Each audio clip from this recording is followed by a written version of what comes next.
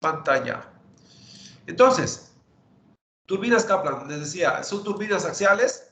Son parecidas a las turbinas Francis en el sentido de que se colocan al pie de presas, ¿verdad? Simplemente estas presas no son tan altas como las turbinas Francis. Ahora estamos hablando de alturas menores a 10 metros, mientras que las Francis típicamente son alturas de más de 10 metros hasta un poquito más de 100, ¿verdad? Entonces, turbinas Kaplan generalmente son para alturas más pequeñas. Y bueno, pues las turbinas Kaplan, su diseño surge de la necesidad de crear potencia de alturas más bajas que las que se manejan en turbinas Francis. Entonces, las Francis se inventaron, ¿verdad?, para colocarse al pie de presas, pero hay muchas regiones donde no se puede generar mucha altura, ¿verdad? Simplemente porque no hay mucho flujo de agua por ahí. Entonces, a veces pues se tiene que generar potencia a partir de alturas más pequeñas, y de ahí un ingeniero Francis, ¿verdad? Un ingeniero Kaplan fue el que diseñó esta turbina. Ahora, para generar grandes cantidades de potencia se deben manejar grandes caudales. Y eso tiene sentido, ¿verdad? Porque si yo quiero yo quiero generar una potencia parecida al de las Francis, pero mi altura baja, pues entonces yo tengo que subir el caudal para que el producto me dé más o menos lo mismo. Entonces yo quiero generar una potencia decente, comparable con las potencias de las Francis, ¿verdad? Entonces, pues yo voy a manejar una altura más pequeña, entonces tengo que manejar un caudal más grande para que eficiencias parecidas del mismo fluido me generen la misma potencia, ¿verdad? Esa es la idea, ¿eh? Entonces, las Kaplan fueron diseñadas para manejar mucho más caudal que las Francis, porque manejan alturas más pequeñas, ¿verdad? Entonces, bueno, esta es la primera gran observación, ¿verdad? Ahora, vamos a hablar del funcionamiento. Ya hablamos de esto en la unidad 1, vamos a verlo con más detalle. El flujo entra por la voluta, ¿verdad? Y al salir de ala vez guía, adquiere un aspecto de vórtice que es recibido por el rodete. Entonces, al hablar, el flujo entra por la voluta y todavía pasa por los ala vez guía.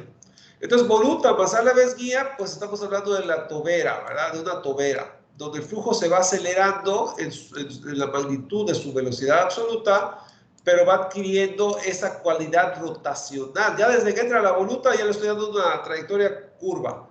Y luego lo vamos a pasar de ala vez guía, nada más para refinar, ¿verdad?, el ángulo de incidencia del flujo al entrar al rodete para que la conexión sea óptima, ¿verdad? Entonces, la tobera, pues, está formado por el arreglo de la voluta y los ala vez guía. El flujo al pasar por ahí se acelera, claro, mucha componente tangencial de rotación. Y al salir de los ala vez guía van a orientar el flujo para que el flujo entre al tubo de descarga. Bueno, antes del tubo de descarga está el rodete, ¿verdad? Pero el flujo va a entrar en forma de remolino al rodete, ¿verdad? Entonces, ¿qué es lo que pasa? Visto desde arriba, aquí está la vista lateral, ¿verdad? Donde tenemos la superficie superior de la presa, la superficie inferior. La turbina se coloca en el fondo de la presa, por así decirlo. La pared de la presa es tal que el flujo entra a la voluta, ¿verdad? El flujo al entrar a la voluta ya tiene una trayectoria circular, y al pasar por los ala vez guía le doy cierto ángulo de rotación al flujo, por así decirlo, ¿verdad? Entonces, eso es visto desde arriba, pero visto lateralmente, lo que va a pasar es que el flujo a través de la presa entra a la voluta, empieza a rotar, pasa a través de la voluta de los ala vez guía, y cuando sale de los ala vez guía ya hay un remolino. Y ese remolino se va a caer, ¿verdad? Va a caer, y al caer va a llegar con cierto ángulo, ¿verdad? Si lo hago así, ¿verdad?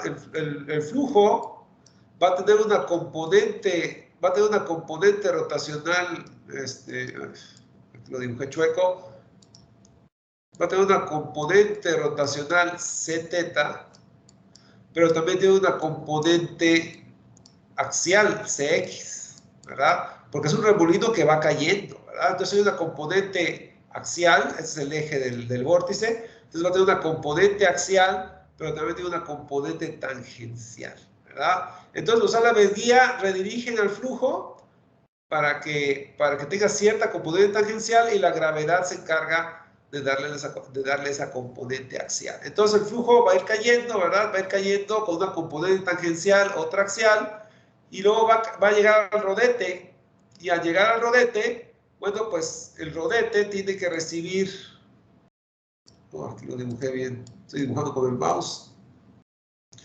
el rodete tiene álabes, ¿verdad? El rodete tiene álabes, pero los álabes tienen que ser de tal manera que la resultante de Cθ con Cx, ¿verdad?, me den una dirección que coincida con la tangente al álabe justo en la entrada, ¿verdad? Justo en la entrada, para que el flujo sea guiado por el álabe, ¿verdad? Es el chiste de la forma del álabe. El álabe debe de recibir al flujo que incida óptimamente sobre él. Entonces el álabe guía le va a dar esa componente Cθ al remolino, que comparado con el Cx, que la gravedad lo va a ir bajando, la suma de esos dos, ¿verdad?, va a dar una componente, la suma de esos dos va a dar una resultante, ¿verdad?, con cierto ángulo con la dirección radial, vamos a llamar el ángulo alfa, ¿verdad? Y este ángulo alfa, bueno, pues debe ser la resultante. El triángulo de velocidades aquí en la entrada, yo aquí voy a tener una componente, U, ¿verdad? Voy a tener una componente W, y la suma de esos dos, ¿verdad?, me va a dar una componente C, que debe de coincidir con la resultante de Cθ y Cx. Entonces los álabes guía crean un remolino, y el álabe debe tener una geometría tal que ya en movimiento, ¿verdad?, la velocidad absoluta del flujo que va entrando coincida con el ángulo del remolino que va cayendo, ¿verdad?, para que el flujo sea recibido por el álabe y el álabe le quite su cantidad de movimiento angular, ¿verdad? El álabe hace su trabajo si está alineado con el flujo. El álabe desvía el flujo y le roba su cantidad de movimiento, ¿verdad? Esa es la idea, ¿no? Bueno, entonces el flujo pasa por la voluta a la guía, se forma el remolino, y luego el rodete recibe al remolino a un ángulo óptimo, ¿verdad? Y ya cuando sale, y si el álabe hace su trabajo, le habrá quitado toda su cantidad de movimiento angular al flujo, y el flujo nada más va a salir axialmente. Y claro, aquí va a ser fricción, va a ser fricción en la salida. Entonces hay fricción en la voluta, hay fricción en el álabe guía, hay fricción en el rodete, y después de haberle quitado, y hay fricción en la salida también. Entonces, después de haberle quitado toda su fricción al flujo, ¿con qué me quedo? Con el trabajo disponible. Y ese trabajo se transmite al rodete, ¿verdad? Algo parecido a las turbinas Francis, simplemente la geometría es distinta, ¿verdad? Pero el análisis es más o menos el mismo, porque la instalación es parecida, ¿verdad? Bueno, entonces esa es la situación en pocas palabras, ¿verdad? Ahora sí vamos a las ecuaciones. Y más que nada las ecuaciones, lo distinto de las turbinas Francis son los triángulos de velocidad del rodete, porque las fricciones y los balances de energía, pues ahí sí son los mismos que vimos para turbinas Francis, entonces ya no los voy a repetir, pero sí voy a hacer mención de algunos aspectos importantes, ¿verdad? Como los triángulos de velocidades en el rodete, y el hecho de que las turbinas Francis tienen álabes torcidos, es decir, el álabe en la raíz tiene cierto ángulo, pero a medida que el álabe va saliendo, bueno, aquí no lo dibujé bien, pero a medida que el álabe va saliendo, se va a ir acostando, Entonces tiene álabes que te van torciendo mientras van saliendo, es decir, cada plano tiene un ángulo distinto. El álabe se va torciendo mientras va saliendo, ¿verdad? Va saliendo del eje. Ahorita voy a hablar acerca de eso. Entonces, vamos a ver el triángulo de velocidades en el rodete. Les decía, el flujo, al estar en el remolino va a tener cierto Cθ, ¿verdad? Y cierto Cx. Y la resultante, y va a haber una resultante, que va a ser la C, pues la C1, ¿verdad? La C1 es la C que, como que dice, va saliendo del álabe guía, ¿verdad? Es la resultante de esas dos componentes del remolino. Ahora bien, cuando el flujo llega al rodete, el flujo viene del remolino, ¿verdad? Entonces el remolino tiene una cantidad Cx y tiene una cantidad 70, ¿verdad? 70. Y entonces la resultante C1, ¿verdad? Esa resultante C1 debe tener la misma dirección, ¿verdad? La misma dirección que C2. La misma dirección que C2. Ahora, el álave de la turbina Kaplan, justo en la entrada, ¿verdad? Justo en la entrada donde recibe el flujo, ¿verdad? Si el álave está rotando en esta dirección, ¿verdad? Tengo la velocidad tangencial de rotación U. Ahora, esta U es la misma aquí que aquí.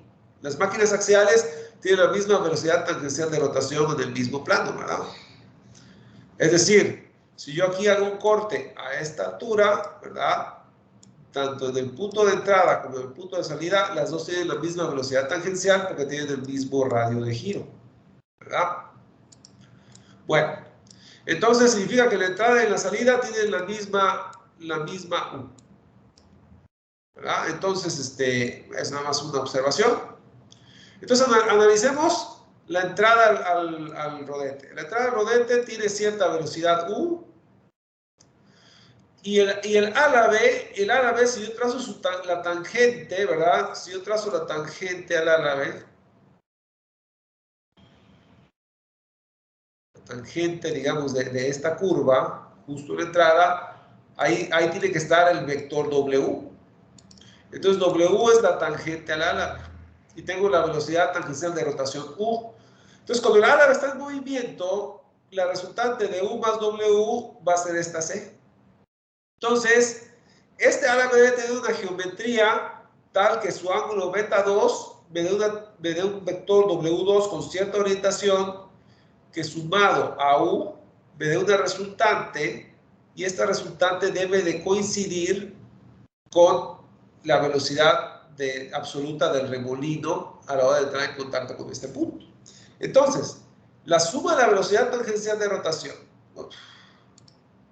Entonces, en este punto yo tengo la U, ¿verdad? Esta U es esta U, ¿verdad? Es este vector, y este vector sumado con la tangente a la entrada me va a dar una resultante, ¿verdad? Y esta resultante pues es esta, ¿no? Son paralelas.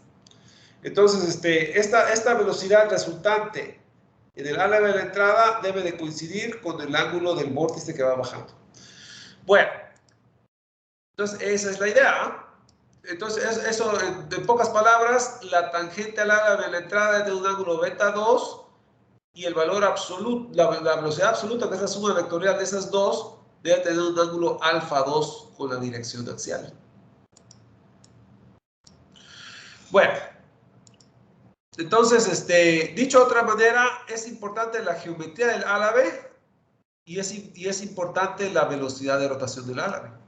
Porque esos dos parámetros van a hacer que esa suma vectorial coincida con la velocidad, con el vórtice que va bajando, ¿verdad? Entonces, la velocidad del eje y el ángulo del álave de la entrada son dos parámetros importantes para hacer que el rodete reciba óptimamente el vórtice que va bajando, ¿verdad? Esos son los dos parámetros, velocidad de rotación y el ángulo del álave en la entrada. Bueno. Ahora, en la salida, pues pasa algo similar, ¿verdad? Hay una velocidad U en este punto, ¿no? Que aquí la dibujé, y hay una tangente al álave en la salida. Y la suma vectorial de esos dos, lo ideal es que la suma vectorial sea tal que el flujo caiga axialmente. Eso es lo ideal. En la vida real puede que no sea perfecto, ¿verdad? Puede que la velocidad no sea exactamente axial, que hay una pequeña componente tangencial, ¿verdad? Hay una pequeña componente tangencial. Pero lo ideal es que salga en dirección axial, ¿verdad? Lo ideal es que salga axial. Muchas veces hay una pequeña diferencia. Entonces tengo un triángulo de velocidades en la entrada del rodete, donde es importante que en la entrada se alinee con el ángulo del vórtice. Y en la salida, pues es importante, ¿verdad?, que la tangente del ala B, que tiene que ver con el ángulo beta 3 y la velocidad de rotación, ¿verdad?, que las dos se sumen para que me dé una velocidad axial. Entonces lo ideal es que C2 sea paralelo a C1 y que C3 sea axial, ¿verdad? Ese sería el mundo perfecto, ¿verdad? Sería el mundo perfecto. Bueno, entonces vamos a ver las fórmulas. Entonces, este triángulo de velocidades lo copié aquí, ¿verdad? Y entonces les decía, parámetros importantes en la entrada. El ángulo beta 2 y el ángulo alfa 2, ¿verdad? Son los parámetros importantes. Que la resultante coincida con el ángulo del vórtice y que el ala B, ¿verdad?, que el ala B tenga cierta orientación en la entrada, ¿verdad? Entonces vamos a calcular el beta 2, este beta 2. Ahora, este beta 2, la tangente de este ángulo es este cateto sobre este cateto. Ahora, el cateto opuesto, ¿verdad? Este que yo estoy señalando aquí, es el cateto opuesto, ¿a qué es igual? Es igual a U menos teta 2. Si yo resto este menos este, me va a quedar la diferencia, que es el cateto opuesto. Ese es W teta 2.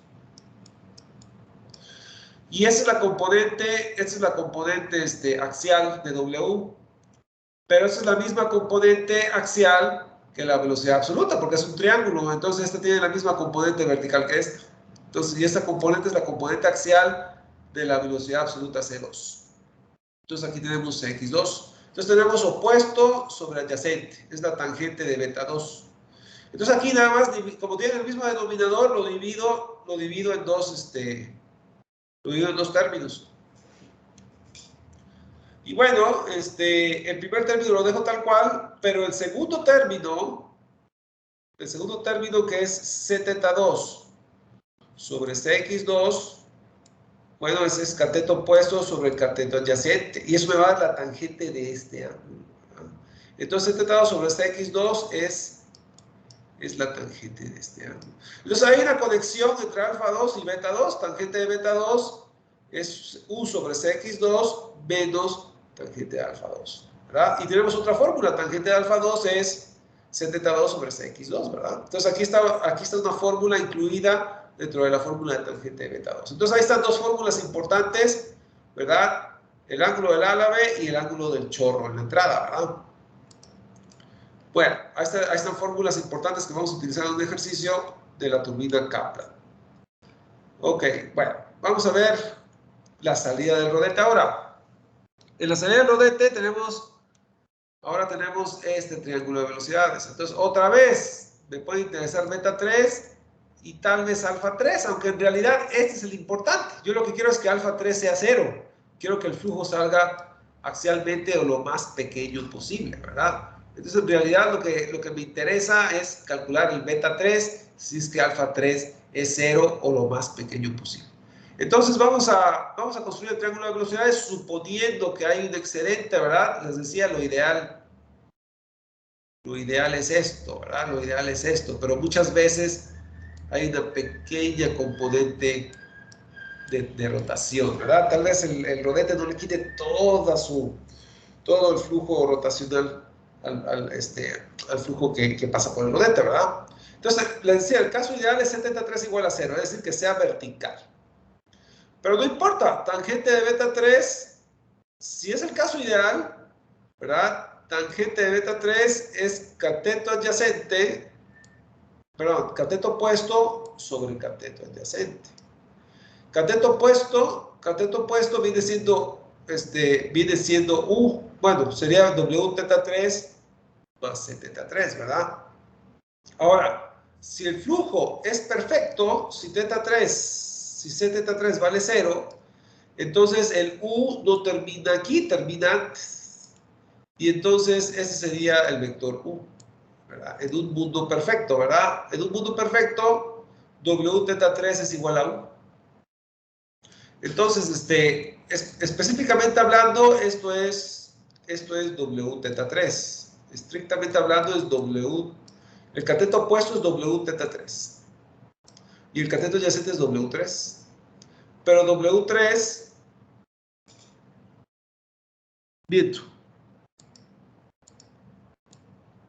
y el cateto opuesto es CX3, ¿verdad? Es esta altura de aquí, esto es CX3. W3 es esta hipotenusa, ¿verdad? Bueno, entonces X3 es este cateto adyacente de beta 3.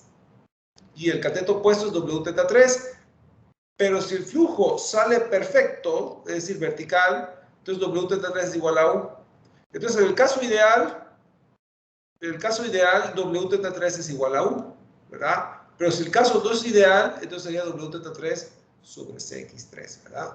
Pero si nosotros como ingenieros queremos diseñar las condiciones, queremos monitorear una turbina Kaplan, ¿verdad? Los álabes, la entrada y la salida, entonces, uno siempre le tira a que W teta 3 sea igual a U o sea lo más cercano posible a U. Entonces, para hacer un estimado de beta 3 en las mejores circunstancias es cuando C teta 3 vale 0 y las mejores circunstancias beta 3 debe ser igual a U sobre CX3 en las mejores circunstancias. Entonces uno como ingeniero le tira a que tangente de beta 3 sea igual a U sobre CX3 cuando en todos los casos es W teta 3 sobre CX3. Entonces, si uno quiere diseñar beta 3 óptimo, uno toma en cuenta el U en el numerador en vez de W teta 3, ¿verdad? Bueno, entonces esta es la fórmula que vamos a considerar en el caso ideal. Entonces, vamos a ver. Entonces ahí están las fórmulas de los triángulos de velocidades. Beta 3 en la salida, caso ideal. Beta 2 en la entrada. Así debe ser, ¿verdad? Para que el flujo que entre esté alineado con el álabe. Bueno. Algunas notas adicionales. Los álabes de turbinas Kaplan exhiben torsión en su sección transversal para asegurar salida axial en distintos radios. Entonces, fíjense bien. Yo tengo una turbina Kaplan y está rotando. Entonces, el álabe en la raíz tiene cierto radio de rotación, radio C, vamos a llamarlo así. Vamos a llamar el plano C. Pero el álabe en el radio intermedio, en el radio B, su radio es distinto. Y recuerden que el vector U es igual a omega por R. Entonces significa que en la raíz del álabe voy a tener un vector U, en la línea de corriente intermedia voy a tener otra velocidad U, y en el exterior, ¿verdad? También voy a tener otro radio, ¿verdad? Ese es el radio A. Entonces, a distintos radios hay distintas velocidades U, porque omega por R me va a dar U en ese plano. Entonces, ¿qué significa eso? Significa que el álabe, dependiendo en qué plano estoy, voy a tener dependiendo de qué plano estoy, voy a tener una, si el radio es el más pequeño, voy a tener una UC, pero si estoy en el radio intermedio, voy a tener una U más grande, ¿verdad? UV. ¿Verdad? Y si estoy en el radio exterior, voy a tener todavía una U más grande, ¿verdad? UC, ¿verdad? UA. Entonces, la velocidad tangencial de rotación depende en qué radio estoy, ¿verdad? Entonces, ¿qué significa? Que los triángulos de velocidades en la entrada del rodete y en la salida del rodete son distintos, porque ahí el vector U va a ser distinto en cada plano, ¿verdad? Aquí hay una UA, una UC, una UB y una UA, y a medida que me voy alejando de la raíz, la U cada vez va a ser más grande. Entonces, si la U es cada vez más grande, ¿verdad? Y mi resultante debe de coincidir con el vórtice que está bajando, pues entonces la W ya no va a ser esta, ahora va a ser esta. Y entonces significa que el ángulo beta va cambiando. Entonces, con el tamaño del vector U, se va haciendo cada vez más grande el ángulo beta. Entonces, ¿qué significa? Que a medida que yo me voy saliendo del eje, el ángulo beta se va haciendo más grande. Entonces, a medida que yo voy saliendo del eje, el perfil se va acostando, ¿verdad? Es decir, al inicio, justo en la raíz, el U es más pequeño.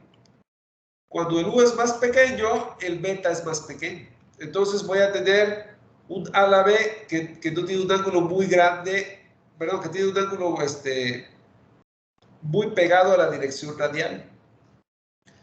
Pero a medida que el U se va haciendo más grande, es decir, que yo me voy alejando del eje, entonces cuando la U es más grande, el beta se hace más grande, es decir, el álave va a ser cada vez más tangencial y menos radial.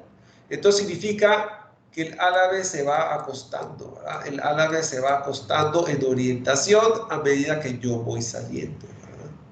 Entonces, en las turbinas Kaplan, para que el flujo incida óptimamente en cada coordenada radial del álave, el álave tiene que irse acostando a medida que va saliendo, para que en cada línea de corriente yo reciba el flujo óptimamente del vórtice, ¿verdad? Entonces, bueno, es todo lo que yo dije aquí, ¿verdad? Entonces los álaves se van acostando, ¿verdad? Ahí está el plano C, el plano B y el plano A. Ustedes pueden ver cómo se van acostando a medida que el radio va aumentando, ¿verdad? A medida que el radio va aumentando, el álave se va acostando, ¿verdad? Entonces, el álave se va a torcer, ¿verdad? El álave se va a torcer, después más afuera queda así, más afuera queda así. A medida que yo me voy alejando, se va acostando. Y todo para que el flujo incida óptimamente en cada radio distinto que pasa por el álave, ¿verdad? Cada línea de corriente que pasa por el álave. Entonces, los triángulos de velocidades en los radios raíz, mediano y extremo de cada álave en general son distintos y los ángulos de los bordes anterior y posterior se estiman en cada uno de esos triángulos tomando en cuenta la velocidad de rotación U correspondiente. Pero bueno, lo que sucede es lo que les decía, la U se va haciendo más grande, el beta se va haciendo más grande. Significa que a medida que yo salgo, el álave se va acostando, ¿verdad? Bueno, entonces vamos a hacer un ejercicio donde vamos a calcular precisamente la geometría del álave en distintos radios. Vamos a considerar un radio raíz, un radio intermedio y un radio extremo. Ahora, para cálculos del flujo, cálculos energéticos, de caudal, etcétera, consideramos una línea de corriente intermedia, ni la mayor ni la menor, sino la intermedia. Entonces hay que calcular un diámetro intermedio de rodete, ¿verdad? Para hacer los cálculos sobre esta turbina, hacemos los cálculos sobre una línea de corriente intermedia. Pero ya a la hora de calcular el ángulo del álave en distintos radios, ahí sí hay que hacer triángulo de velocidades para cada radio, ¿verdad? Entonces todo eso lo vamos a ver en un ejercicio que vamos a empezar en estos momentos, pero que tal vez lo acabemos mañana. Entonces vamos a calcular distintas cosas. Entonces, vamos a ver un ejemplo. Y me dicen que, bueno, es una turbina Kaplan que va a producir 8 megawatts de potencia a partir de una caída ligeramente mayor a 10 metros, 13.4 metros. Y el eje va a rotar a 200 revoluciones por minuto y la eficiencia de la turbina es 92%. Por cierto, es una turbina que opera de una manera óptima. Significa que la velocidad que sale del rodete sale completamente axial, no tiene componente tangencial. Entonces significa que en la salida, esta es mi fórmula del beta 3. Así voy a calcular el ángulo del álave en la salida. En la entrada la fórmula es universal, ¿verdad? Es la fórmula que vimos aquí.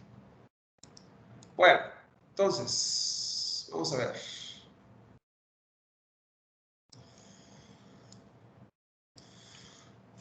Ok. Ahora, álaves guía. Me dicen que los álaves guía tienen una longitud de 1.6 metros. Significa que, viendo la turbina de perfil, ahí están los 2.6 metros, la altura del álave guía.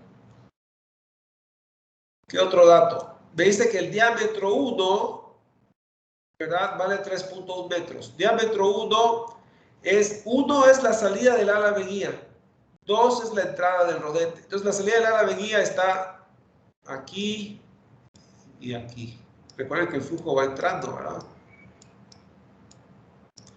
Entonces el diámetro entre salidas de ala de guía es de 3.1 metros, ¿verdad? Es lo que estoy diciendo acá. Diámetro 1, ¿verdad? 1 es salida del ala de guía.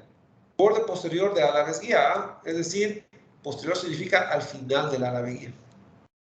Entonces el ala de guía visto de perfil es algo así, y bueno, justo en la salida ese es el punto 1, ¿verdad? Esto es visto desde arriba, esto es visto de lado, ¿verdad? Entonces, visto desde arriba, ahí está el ala de guía, ¿verdad? Y el punto 1 es precisamente la salida del ala de guía. Ok, bueno, entonces ya definimos las características del ala de guía. Vamos a hablar del rodete. El rodete tiene un diámetro exterior de extremo a extremo, ¿verdad? De 2.9 metros. ¿Verdad? Después tenemos el diámetro del eje. El diámetro del eje es este de acá, es nada más lo que involucra el eje.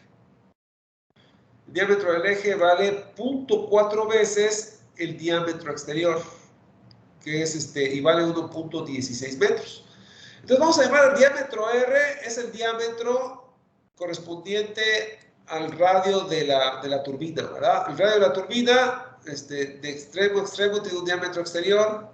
Entonces un diámetro exterior que llega hasta el radio R de la turbina, ¿verdad? Es de 2.9, y el diámetro del eje nada más es el 40% de eso, 0.4 veces eso, 1.16 metros. Entonces ya tenemos el diámetro exterior y el diámetro del eje. Ahora, para hacer los cálculos sobre la turbina, vamos a considerar líneas de corriente intermedias. Y líneas de corriente intermedias significa que están exactamente a la mitad entre el eje y el exterior. Entonces, para calcular ese diámetro intermedio, pues nada más sacamos un promedio del diámetro exterior con el diámetro del eje. Si sacamos el promedio, ¿verdad? Entonces vamos a tener el diámetro medio. Y el diámetro medio es precisamente la distancia entre las líneas de corriente intermedias, entre la raíz del álave y el final del álave, ¿verdad? Entonces, el diámetro medio, aquí hacemos el cálculo, metemos el diámetro exterior, el diámetro raíz del eje, ¿verdad? Sumamos, dividimos entre 2 y el promedio es 2.03 metros. Entonces ya tenemos el diámetro medio, 2.03 metros, ¿verdad? Ok, entonces la pregunta es, ¿cuánto vale CR1 y ZT1? Esta es la componente radial del ala de guía y la componente tangencial. Entonces, esto me va a dar la velocidad absoluta que sale del ala de guía, la velocidad C1. ¿Verdad? Y ese C1 es la que va a ir cayendo, ¿verdad? La que va a ir cayendo. Pero es la velocidad absoluta del vórtice que va cayendo. Entonces, aquí están los componentes, tanto la componente radial como la componente tangencial. Recuerden que visto desde arriba, ¿verdad? La velocidad que sale del ala de guía tiene una componente, ¿verdad? Si sacamos una dirección radial, ¿verdad? Bueno, este vector velocidad tiene una componente radial, CR, y tiene una componente perpendicular a la radial, que es θ, ¿verdad? Entonces, este es θ y este sería CR, ¿verdad? Entonces, son las dos componentes del flujo que sale del ala de guía, visto desde arriba, ¿no? Entonces, el inciso A. El inciso A es el flujo que sale del ala de guía. ¿Verdad? Ese es del ala de guía. Prácticamente me está diciendo cuál es la orientación del ala de guía, justo en la salida. Después me pide el CX. El CX es la velocidad con la cual baja el remolino. Ese es CX. CX es la velocidad con la cual baja el remolino. CX. Entonces tengo la orientación del ala de guía, CR1 y ZT1 me va a dar la orientación del ala de guía. Y CX me va a dar la velocidad con la cual baja el remolino. Y ese es el inciso B. Y ya el inciso C, me va a decir, hey, ¿cuál es el ángulo del remolino, el alfa 2? El remolino va a ir bajando, ¿ah? Al ir bajando tiene una componente Cθ y tiene una componente Cx. Y la resultante de los dos bueno, Cθ es la tangente es el movimiento de rotación Cθ, Cx es la velocidad con la cual cae, ¿verdad? Y la resultante de esas dos es la velocidad C. Ahora, esa velocidad C tiene cierto ángulo con la dirección axial y ese es el ángulo alfa 2. Es el ángulo con el cual baja el vórtice y ese ángulo debe de coincidir con el ángulo beta del álave, beta 2. ¿Verdad? Porque recuerden que el álave debe de... Bueno, viento. Esa es la velocidad absoluta del vórtice que está bajando. Ahora, el álave se está moviendo, ¿verdad? El álave se está moviendo. Entonces, si el álave se está moviendo y está orientado a cierto ángulo, la combinación de esos dos me da una resultante que debe de coincidir con la C del vórtice que está bajando. Entonces, me piden calcular el ángulo del vórtice, pero también me piden calcular el ángulo del álave, ¿verdad? Y el alfa 2 y el beta 2 lo saco del triángulo de velocidades en la entrada del rodete. Y eso viene con esta fórmula. Tangente de beta 2 va a ser igual a esto. Bueno, puede ser esto, ¿verdad? Pero por otro lado, entonces me piden beta 2, pero también me piden alfa 2. Y alfa 2, pues es esto, ¿no? Bueno, lo saco de esta fórmula. Tangente de alfa 2 es Zθ2 sobre Cx2. Entonces, de la fórmula del triángulo de velocidades en la entrada, de ahí saco alfa 2 y beta 2. Entonces, ya tengo y tengo este. Y beta 3 lo saco del triángulo de velocidades en la salida del rodete, ¿verdad? Entonces, beta 3 lo saco del triángulo de velocidades en la salida del rodete, suponiendo que es un caso ideal, ¿verdad? Porque aquí me están diciendo que Zθ3 es igual a 0. Entonces, con beta 2 y beta 3, yo calculo los ángulos del álave, ¿verdad? Pero ojo, lo estoy pidiendo en el diámetro del eje, en el diámetro intermedio y el diámetro de extremo a extremo. Entonces, al calcular los ángulos del álave, ¿verdad? En distintos radios, voy a calcular la orientación del álave, cómo se va a ir acostando mientras me voy alejando del eje, ¿verdad? Entonces, eso es lo que voy a sacar con beta 2 y beta 3 a distintos radios. Apreciar la orientación del álave a medida que me voy saliendo del eje. Y alfa 2 es el ángulo del vórtice, ¿verdad? El ángulo del flujo que va saliendo que va en el vórtice, ¿verdad? Entonces, bueno, pues entonces este problema es completo porque me dice cómo orientar el álave guía, a qué ángulo está bajando el vórtice, ¿verdad? Y ya con este ángulo del vórtice y con el ángulo Zθ del álave guía, de ahí voy a calcular el alfa 2, que ya es el ángulo del vórtice. Y después voy a calcular la orientación del rodete a distintos radios, de tal manera que el flujo del vórtice incide óptimamente en distintos radios del álave, ¿verdad? Entonces, eso es lo que vamos a calcular con este ejercicio, ¿no? Entonces, es un ejercicio completo, ¿verdad?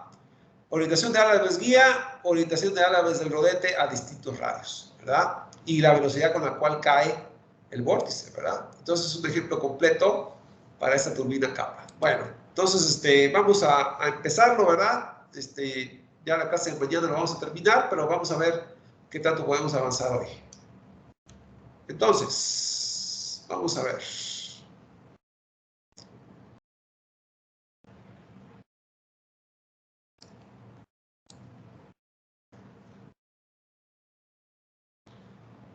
Ok, bueno. Entonces, vamos a ver. Primero nos dan como dato la potencia. Dice 8 megawatts. y me dan la altura efectiva, que simplemente es la altura de la presa, ¿verdad? La presa tiene, tiene un nivel superior y un nivel inferior, y la diferencia de las dos es la altura efectiva. Me dicen que está rotando a 200 RPM, ¿verdad? Entonces el eje está a 200 RPM. Entonces, bueno, vamos a ver, potencia. La potencia es igual a rho QGH por la eficiencia global. Pero si la eficiencia mecánica de estas turbinas es como la eficiencia mecánica de las turbinas Francis, vemos que la eficiencia hidráulica, la eficiencia mecánica se acerca mucho a 1 y la eficiencia hidráulica es prácticamente la eficiencia global, ¿verdad? Están muy cercanas entre sí, la eficiencia mecánica está muy cercana a 1 en este tipo de turbinas. Entonces, entonces de aquí despejamos el caudal, porque ya tengo, la potencia es un dato del problema, y el HE también, y la eficiencia hidráulica también, ¿verdad? Me dan la eficiencia hidráulica, el HE y la potencia. Entonces de ahí despejo el caudal. Potencia sobre rho G, HE, eficiencia hidráulica. Sustituyo los datos, estamos en sistema internacional, la densidad es 1000 kilogramos sobre metro cúbico y la gravedad 9.81 metros sobre segundo al cuadrado. Bueno, entonces la altura 13.4, ahí está, y la potencia es 8 megawatts, ahí está. Entonces, y la eficiencia hidráulica 0.92. Entonces, el caudal va a ser 66.15 metros cúbicos por segundo. Ahora, es el caudal que maneja la turbina en base a la potencia y la altura efectiva y la eficiencia de la turbina. Con esos tres datos yo estimo el caudal. Ahora, ese caudal es el caudal que va a entrar por los álabes guía. Entonces yo aquí en el álabe guía, este es un círculo, ¿verdad? Es un círculo.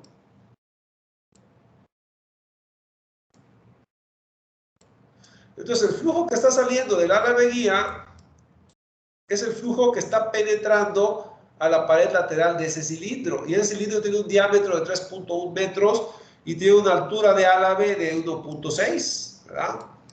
Entonces, aquí tengo la circunferencia de ese círculo, ¿verdad? Por la altura del álabe me va a dar el área por donde está entrando ese caudal de 66.15.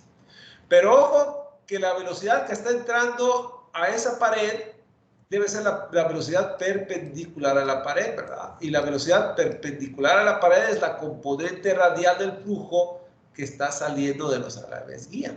Entonces el caudal que está entrando a través de esa pared lateral de ese cilindro es circunferencia por la altura del álabe, ¿verdad? Es el área. Y eso tengo que multiplicar por la velocidad perpendicular a esa área. Entonces, aquí tengo el círculo, aquí está el álabe guía, ¿verdad? Y aquí el flujo que está atravesando,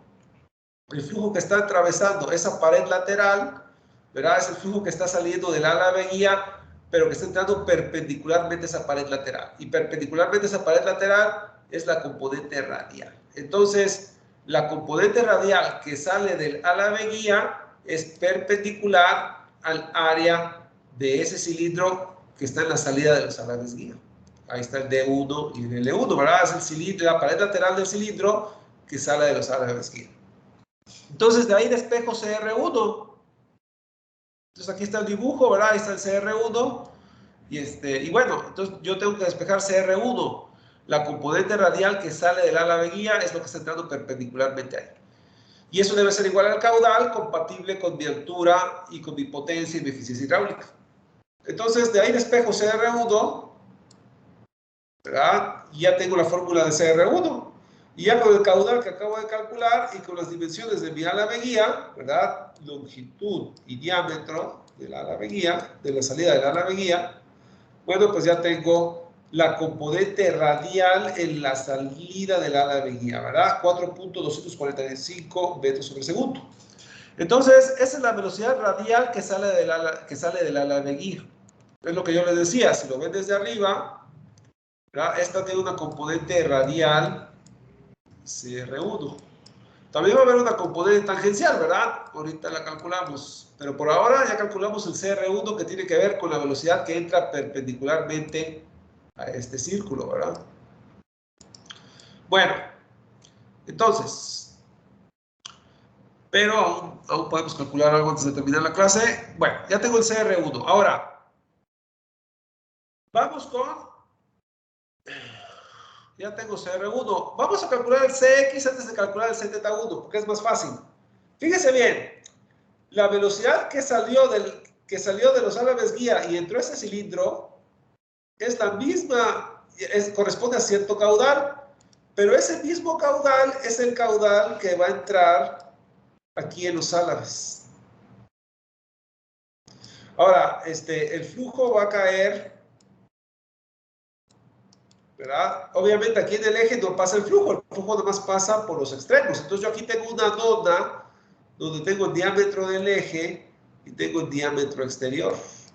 Entonces, la resta, si yo tengo este círculo y tengo este círculo, el flujo está pasando por esa dona, ¿verdad? El flujo está atravesando esa dona, lo está atravesando. Entonces, el flujo que atraviesa esta dona es la componente CX del remolino, porque si bien el remolino está bajando, ¿verdad? La componente de velocidad que está atravesando perpendicularmente a esa área es la componente CX, la componente axial del remolino, es decir, la velocidad con la cual baja el remolino. Entonces, CX por el área de esa dona debe ser el caudal de la turbina, el mismo caudal que calculamos aquí y que nos sirvió para calcular la velocidad radial que sale de los álabes guía. Entonces, al entrar el rodete, el flujo está entrando, ¿verdad? Está entrando a esta zona, ¿verdad? Entre álabes. Y entonces, la velocidad CX es la componente del remolino, va bajando, ¿verdad? Pero la velocidad con la cual baja es CX. Y esa es la componente de velocidad que va a atravesar esa área en la entrada del rodete.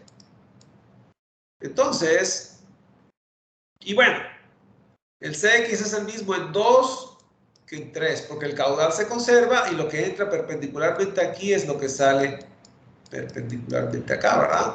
El caudal es el mismo el que entra que el que sale, si el flujo es permanente. Entonces el CX es igual en 2 que en 3. Pero bueno, entonces no hay por qué distinguir, es el mismo CX en la entrada que en la salida del rodete. Entonces aquí lo vamos a parar en la clase de hoy, vamos a calcular el CX. Ahora, el caudal que atraviesa esta área de entrada, ya lo calculamos, 66.15. Entonces, ese caudal es igual a la velocidad CX, que vamos a considerar como si fuera CX2, ¿verdad? Por el área.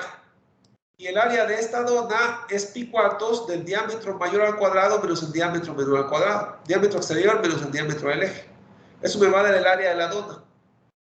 Entonces, nada más, entonces de aquí despejo CX, ¿verdad? Y entonces significa que toda esta área pasa dividiendo, ¿verdad? Entonces, el caudal que acabo de calcular, el caudal de la turbina, entre el área ahí entre círculos, ¿verdad? Pues meto los valores, aquí está el diámetro exterior, el diámetro del eje, ¿verdad? Y me va a dar el CX. Entonces ya tengo la velocidad con la cual cae el remolino, ¿verdad? El remolino va a ir cayendo, ¿verdad? A cierta velocidad CX. Y esa es la componente de velocidad la que atraviesa perpendicularmente el área del rodete en la entrada, ¿verdad? Entonces, como ya calculé el caudal de mi turbina a partir de la potencia general y la altura efectiva, bueno, pues ese mismo caudal me sirvió para calcular la componente radial en la salida de la álabe guía, pero también la velocidad con la cual cae el remolino al llegar al rodete. Y bueno, ya calculé el CX, ¿verdad? Ya calculé el CX y ya calculé el CR. Entonces ya tengo el inciso B y tengo parte del inciso A. Me falta calcular ZT1 y los ángulos de los álabes. ZT1 sale en 3 pasos. Eso lo hacemos mañana, ¿verdad? Ya para verlo con calma. Bueno, ya mañana hacemos esto con calma, porque hay que hacer varios comentarios y no quiero apresurar el paso, ¿verdad? Tiene que quedar muy claro todo. Entonces, aquí lo vamos a dejar por hoy. Mañana continuamos con este ejemplo, ¿verdad? Es el ejemplo 4.4, la nota 4.4. Entonces, vamos a subirlo en la plataforma.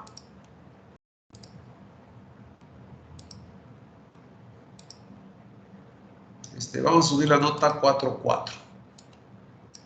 Y ahí está el apunte de mañana también, ¿eh? Mañana vamos a terminar este ejemplo. Entonces, estamos esperando que cargue. Ahí está.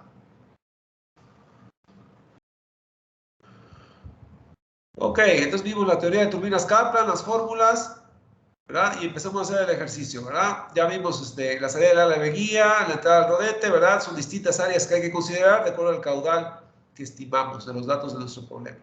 Mañana vamos a calcular cómo quedan los álabes del rodete y esa componente tangencial en la salida de los álabes guía, ¿verdad? Bueno, entonces esta es la clase de hoy. Antes de despedirme, ¿alguna pregunta o comentario? Todo bien, todo bien, todo bien. ¿Todo bien? Perfecto. Bueno, pues entonces dejo de grabar.